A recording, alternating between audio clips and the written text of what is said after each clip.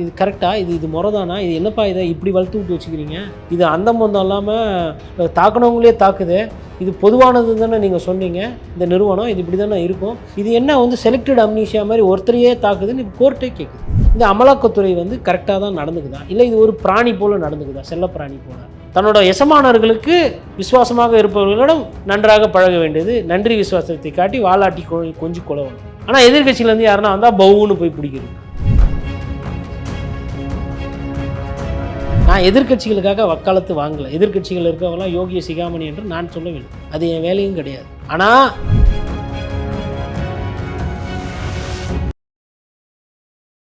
Voice of south நேயர்களுக்கு வணக்கம். இந்த நேர்காணலில் நாம் சிந்திக்கிறப்பவர் பத்திரிகையாளர் திரு கோடீஸ்வரன் அவர்கள். வணக்கம். வணக்கம். நேயர்களுக்கு பாலாஜிக்கு வணக்கம். இப்போ அமலாக்கத்துறை அவர்கள் பதிவு பண்ணுற 5000 வழக்குகளில் 0.8% தான் அது கன்விக்ஷன் ரேட்டாக இருக்குது. மீதி 99.2 பேர் அந்த சதவீதம் உள்ள நபர்கள் வெறும் ஹராஸ்மெண்ட் மற்றும் ஜெயிலில் அடைக்கப்படுறாங்க, அப்படி தான் எடுத்துக்கணுமா அப்படின்னு உச்சநீதிமன்ற நீதிபதிகளே கேள்வி எழுப்புறாங்க. இப்போது அமலாக்கத்துறை ஏன் இவ்வளவு மெத்தனமாக நடந்து கொள்கிறது, ஏன் வேண்டுமென்றே சில பேர்த்த கைது பண்ணி உள்ளே வைக்கிறாங்களான்ற கேள்வியை உச்சநீதிமன்ற நீதிபதிகளே எழுப்புறாங்க இல்லையா? இந்த விஷயத்தை நம்ம எப்படி எடுத்துக்கிறது? முதல் கோணம் முற்றிலும் கோணம் அப்படின்வாங்க. அமலாக்கத்துறையினுடைய அந்த சட்டங்களானது 2005 PMLA ஆக்ட் அது என்ன சொல்லுச்சுன்னா, அந்நிய முதலீடுகள் அந்நிய செலவாணிகள் சம்மந்தப்பட்டது பண்ணுறாங்க, பண பரிவர்த்தனை இருக்குது, அதுவும் அரசியலில் இருக்கிறவங்க அதை பண்ணுறாங்கன்னா அவர்கள் மீது கடுமையான சட்டங்கள் தேவை. சட்டங்கள் போதிய அளவுக்கு இல்லை, இவர்கள் மீது இன்னும் கடுமையாக்கி இவர்களை சட்டத்துக்கு முன்னாடி நிறுத்தணும்னு தான் அந்த சட்டம் கொண்டு வந்தது. அந்த சட்டம் கொண்டு வரும்பொழுதே என்ன சொன்னாங்கன்னா, இது ஏதோ ஒரு கருப்பு சட்டம் மாதிரி தெரிகிறது, இது தேவைப்படும் நேரத்தில் அரசியலுக்காக இதை பயன்படுத்தக்கூடிய பிரச்சனை இருக்கிறதுன்னு அப்போ இருக்கக்கூடிய வழக்கறிஞர்களே அதை பற்றி பேசினாங்க. அப்பொழுது காங்கிரஸ் கட்சியோ இல்லை பாஜகவோ அன்றைக்கி அதை பெருசாக எடுத்துக்கொள்ளவில்லை. அதை ஓகே இது ஒரு சட்டம் தானே, இது என்ன பண்ண போகுது அப்படின்ற மாதிரி அன்றைக்கி கடந்து போயிட்டாங்க. அன்றைக்கி வந்துச்சு இந்த நீட் எப்படி அன்றைக்கி பெருசாக கண்டுக்காமல் அதுக்கப்புறம் இன்றைக்கி நம்மளை வச்சு செய்தோம், அதே மாதிரி இந்த சட்டம். இப்போ அமலாக்கத்துறை இன்னும் ஒரு டிபார்ட்மெண்ட் ஆகி நல்லா கை கால் மூக்கு முளைச்சி எல்லாம் முளைச்சி இப்போ அது இன்றைக்கி பூதாகாரமாக நிற்கிது.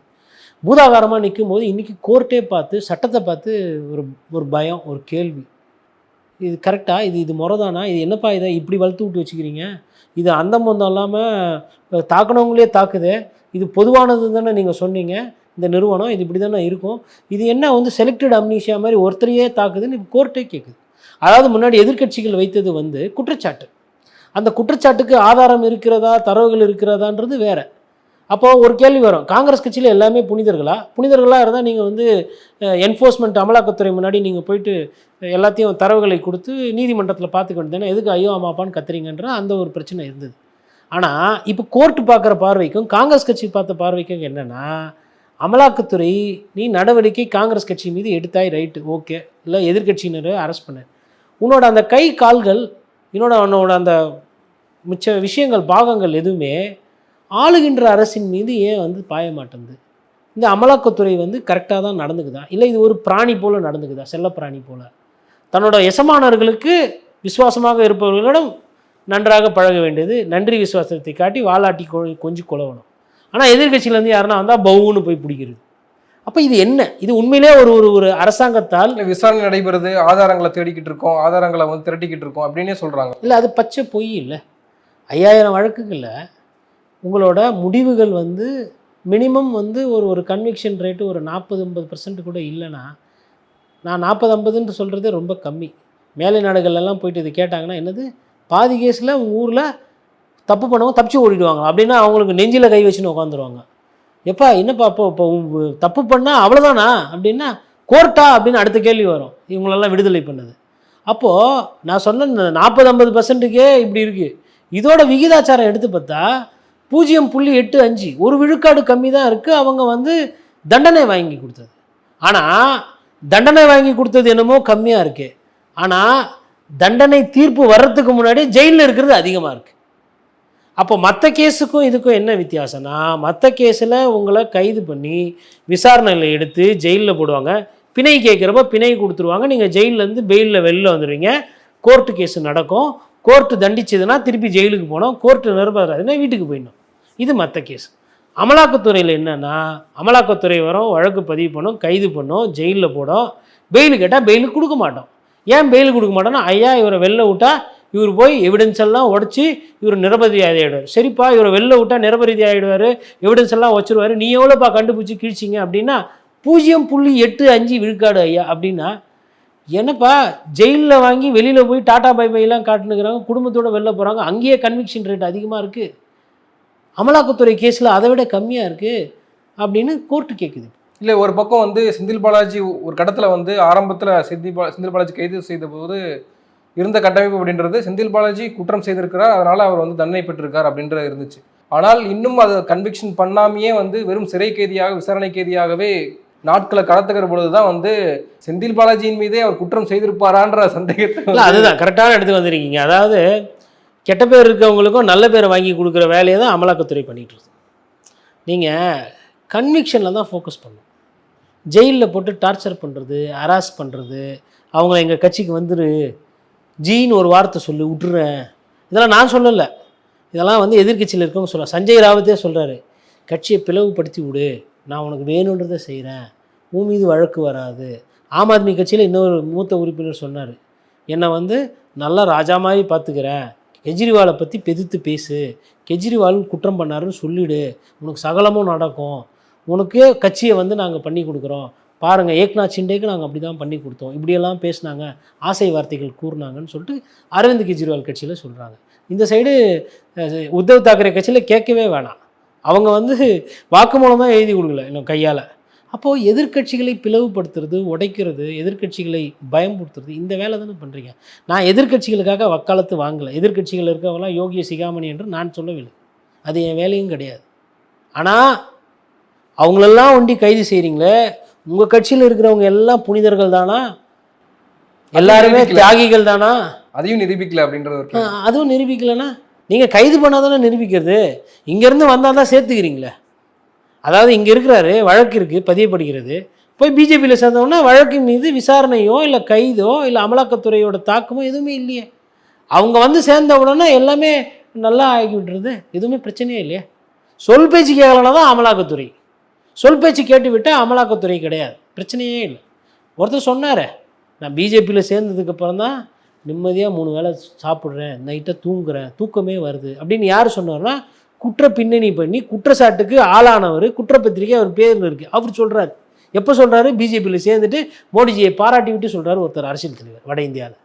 இதுதான் அமலாக்கத்துறையினோட லட்சணம். அதாவது தரவுகள் போய் சொல்லாது, புள்ளி விவரங்கள் போய் சொல்லாது, அன்லெஸ் அண்ட் அதர்வைஸ் நீங்கள் அதை ஃபோர்ஸ் பண்ணிங்கன்னா. ஒரு கன்விக்ஷன் 5000 கேஸில் ஒரு 1000 பேருக்கு தண்டனை வாங்கி கொடுத்தா கூட சரி, ஏதோ ரைட்டு, ஒரு 20% வாங்கி கொடுத்துருக்குறாங்க, இல்லை ஒரு 500 பேருக்கு வாங்கி கொடுத்தா கூட 10% தான் வாங்கி கொடுத்துருக்காங்க. இது என்னங்க 0.85, இது என்ன கால்குலேட்டர் கணக்கு போடுறதே தெரியல. அப்போ 5000 பேர்னா என்ன, ஒரு 100 பேர் கூட வாங்கி கொடுத்துருக்காங்க, 40 பேர். இந்த 40 பேரை பழி வாங்கிறதுக்கு ஒரு அமலாக்கத்துறையா? இந்த 40 பேருக்கு தான் கன்விக்ஷன் வாங்கி கொடுக்குறதுக்கு இவ்வளோ பெரிய இன்ஃப்ராஸ்ட்ரக்சர். அப்போது அது சந்தேகம் வருதில்ல. ரிசல்ட்டு பாருங்கள், எதுவுமே ரிசல்ட்டு தான். இப்போ ஒரு 30,000 கோடி எத்தனை போய் ஒலிம்பிக்ஸில் போட்டுட்டு 30,000 கோடி போட்டுட்டு ஒரு மெடல் கூட கிடைக்கல, ஒரு வெங்கலம் கூட கிடைக்கல அப்படின்னா, அப்போ இந்த 30,000 கோடியில் எதனா இருக்கா இல்லையா, இது தேவைதானா, இல்லை இது 3 லட்சம் கோடியானா அப்போ மெடல் வரும், அது ஒரு வாதம் இருக்குது, ரைட்டா. அதே மாதிரி இப்போ அமலாக்கத்துறை, என்னப்பா இவ்வளோ பெரிய சர்வ வல்லமை படைத்த ஒரு டிபார்ட்மெண்ட்டு, ஈடினா எல்லா எதிர்கட்சிகளும் பயப்பது, முதலமைச்சர்களே நடுங்கிறாங்க, அப்பேற்பட்ட அமலாக்கத்துறையில் எவ்வளோப்பா கன்விக்ஷன் பார்த்தா அது அப்படியே தேடுற மாதிரி இருக்குது, கைப்பிடி மண்ணளவு மாதிரி இருக்குது. 40 பேரை கைது பண்ணுறதுக்கு ஒரு துறை, அதுக்கு ஒரு அமைச்சர், அதற்கு ஒரு பட்ஜெட்டு, அதற்கு வந்து சிறப்பு அந்தஸ்து, அதற்கு வழக்கறிஞர்கள் எல்லாம் மூத்த வழக்கறிஞர்கள் போட்டு வாதாடுற தன்மை, இவ்வளவும் பண்ணி அது கைது நடவடிக்கை என்ன பண்ணியிருக்குன்னா, அப்போ 40% தான் தண்டனை வாங்கி கொடுத்துருக்கு. அப்போ இந்த 40 தண்டனை வாங்கி கொடுத்தீங்களா இல்லை அரசியல் ஆதாயத்துக்கோசரம் பண்ணிங்களா அப்படின்ற அந்த கேள்வி வருதுன்னா, எனக்கு ஒரு பத்திரிக்கைனா அப்போ மக்கள் பணம் விரயமாகுதுன்றதை நான் புரிஞ்சுக்கிட்டேன். அமலாக்கத்துறையால் கோர்ட்டு கேட்குது, உங்களுக்கு அது மனசாட்சி. இப்போ கோர்ட் கேட்டிருக்காங்களே, இப்போ நீங்கள் ஹராசிங் பண்ணுறீங்க, ஜெயிலிங் பண்ணுறீங்க, சிறைபிடிக்கிறீங்க, அத்துமீறி செயலில் ஈடுபடுறீங்க அப்படின்லாம் உச்சநீதிமன்றமே கேட்ட பிறகு இனிமேல் அமலாக்கத்துறை எப்படி செயல்படுன்ற ஒரு கேள்வி. அது இனிமேல்ட்டு என்ன பண்ணுவாங்கன்னா, போயிட்டு அவங்க பாஸ் கிட்ட போய் ரிப்போர்ட் பண்ணுவாங்க. பாஸ் கோர்ட்டு நம்மளை வந்து திட்டிருக்கே, அப்போ நாங்கள் பாருங்கள், நீங்கள் சொன்ன ஆள் மீது ஒண்டி தான் நாங்கள் நடவடிக்கை எடுத்திருக்கோம். உங்களுக்கு யார் பிடிக்கலோ அவங்கள ஒண்டி தான் நாங்கள் கைது பண்ணி ஜெயிலில் போட்டு தண்டனைலாம் வாங்கி கொடுக்குறோம்.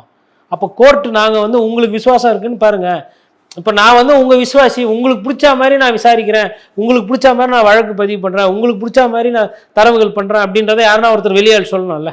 இப்போ கோர்ட்டு கேட்ட கண்டனம், கோர்ட்டு கேட்ட அந்த நியாயம் தர்மம்லாம் இருக்குல்ல, அதெல்லாம் அமலாக்கத்துறை தங்களுக்கு சாதகமாக எடுத்துக்கொண்டு அவர்கள் போய் அவங்களோட அரசியல் ஆளுமைகள் கிட்ட, அவங்களுக்கு பிடித்தவர்கள்கிட்ட போயிட்டு பாருங்கள், நீங்கள் சொன்ன மாதிரி பண்ண, கோர்ட்டு திட்டினாலும் பரவாயில்ல, நான் உங்களோட விசுவாசியாக இருக்கிறேன். ஏங்க ஒரு பாதி பேரை வந்து தண்டனை வாங்கி கொடுக்குறது? அமலாக்கத்துறையோட நோக்கம் என்ன? ஜெயிலில் கைது பண்ணி போட்டால் அவங்க பெயில் கிடையாது. ஏன்னா பெயிலில் விட்டால் எவிடன்ஸை வச்சுருவாங்க.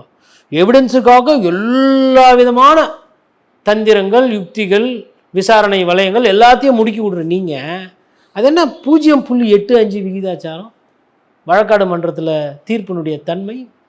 அப்போ 100 பேரை பிடிச்சிங்கன்னா ஒரே ஒருத்தரை தண்டனை வாங்கி கொடுப்பீங்க. உங்களோட ஸ்ட்ரைக் ரேட் அதான். அதுக்கு நான் என்ன சொல்கிறேன்னா, அப்படி ஒரு துறையே தேவையில்லையே. 100 பேரில் 99 பேர் தப்பிச்சு ஓடி போயிடுறான். அந்த ஒருத்தனை ஒண்டி எதுக்கு பிடிச்சி வந்து ஐயோ அப்பான்னு பண்ணுறீங்க? அவனே வந்து இப்போப்பா நேரு பிறந்த நாள், காந்தி பிறந்த நாள், மோடி பிறந்த நாள் விட்ருக்கோ. எதுக்கு இம்மா பெரிய டிபார்ட்மெண்ட் இவ்வளோ பேருக்கு அரசாங்கத்தில் சொத்து, அரசாங்கத்தில் பில்டிங்கு, எங்கள் வரி பணத்தில் எதுக்கு அதுக்கு அவ்வளோ செலவு, அதுக்கு ஒரு வண்டி, அதுக்கு பெட்ரோலு, டீசலு, ஜிஎஸ்டி எல்லாம் எதுக்கு? யாரை ஏமாத்துகிற வேலை? என்ன விசாரணத்தில் இருக்குது? அது ஒரு துறையா? 2 விழுக்காடு 1 விழுக்காடுக்கு கீழே பர்ஃபார்மன்ஸ் காட்டுறது ஒரு துறையா? அது துறைக்கு அது அழகா? இல்லை இதுதான் நீங்கள் நீதி நிலைநாட்டுற லட்சணமா? அதெல்லாம் வருது இல்லை. அதனால் கோர்ட்டு கேட்டாலும் வந்து அவங்க வந்து அதை அவங்களுக்கு சாதகமாக எடுத்துக்கொண்டு they will take it as a badge of honors. This is what I want.